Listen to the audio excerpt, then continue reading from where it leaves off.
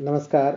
BA third year की virtual कक्षा LEHR के इस वर्ग में आपका स्वागत और अभिनंदन।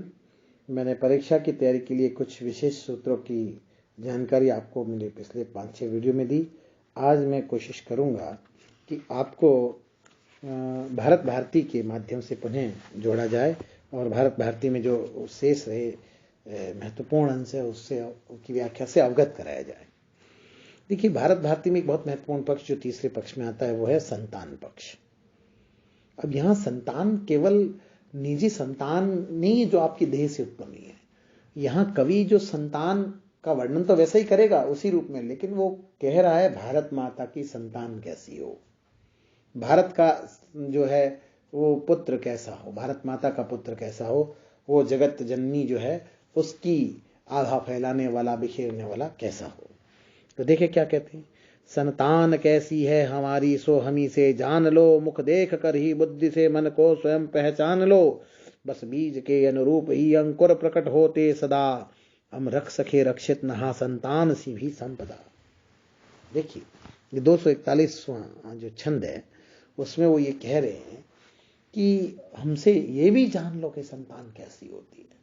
यानी हमारा अतीत बताता है कि हमने अपने पूर्वजों, अपनी परंपरा, अपनी मूल्य दृष्टि के लिए क्या क्या नहीं किया और क्या क्या नहीं सहा। मुख देख कर ही बुद्धि से मन को स्वयं पहचान लो।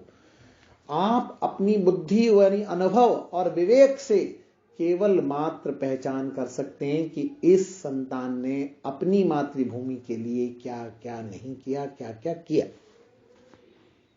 बस बीज के अनुरूप ही अंकुर प्रकट होते सदा, बीज के अनुरूप ही अंकुर प्रकट होते हैं। जैसा बोएंगे वैसे तो पाएंगे, ये सामान्य नियम है।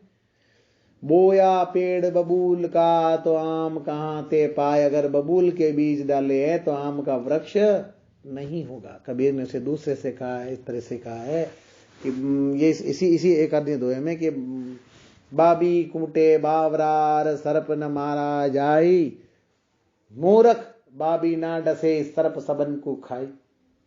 वो कह रहा है कि लोग जो अपने को चतुर, सुजान और सयाने समझते हैं वो अक्सर सांप के डर से सांप की बाबी पर लकड़ियां मारते हैं। तो मूर्खों, बाबी नहीं डसती, डसता सांप है, पर सांप से तो आप भयभीत होते इसलिए जाते नहीं और बाबी पर चोट करते हैं।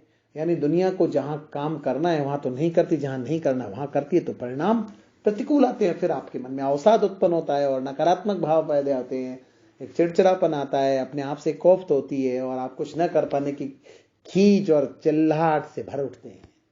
तो इस सब के दोषी हम ही हैं कि हमने अपने इर्द गिर्द क्या घट रहा है उसको ठीक से जाना नहीं, ठीक से पहचाना नहीं, देखा नहीं, माना नहीं और उसके बारे में कभी विचार नहीं किया।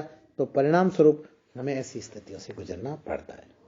इसलिए जैसा बीज होगा वैसा पेड़ होगा। हम रख सके रक्षित नहा संतान सी संपदा। हम संतान जैसी संपदाएं यानी वो मानवीय मूल्य, वो दृष्टि, वो अनुभव, वो विवेक संरक्षित नहीं कर पाए जो कि हमें करना चाहिए था। है आप बच्चे बाप जिनके पुष्ट हो, वे क्यों भला आश्चर्य है, अब भी हमारा वंश चला जाता है, चला दुर्भाग्य से दुर्बोध करके हम कैसे चला हो रह गई, से सब तो एक ही शश की कला। अब तो चंद्रमा की 16 कलाओं में से 15 कला यानी भारत का वैभव लुट चुका, पिट चुका, मिट चुका। अब एक कला शेष रही है, उसको बचाने के लिए कितना संघर्ष करना पड़ेगा।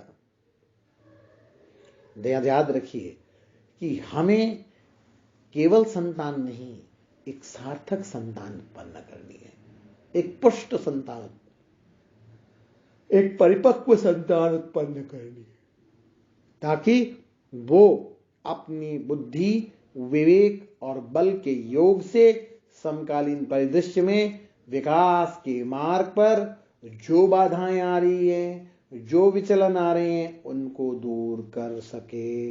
अगर वो ऐसा नहीं कर पाती, ऐसा करने में नाकामयाब रहती है, तो तय मानिए कि ये हमारे लिए संकट का विषय है। ये जो संकट है इससे किसी अन्य को लड़ना नहीं है, स्वयं हम ही को, हमारी हमसे लड़ाई है। तो अपनी लड़ाई में हम तब जीतेंगे जब हम अपने अंतरतम में प्रवेश करेंगे। अंतरतम में प्रवेश करके उसके अंतरतम के भव और वैभव को जानेंगे, तभी उस पर विजय प्राप्त कर पाएंगे, अन्यथा नहीं। धन्यवाद।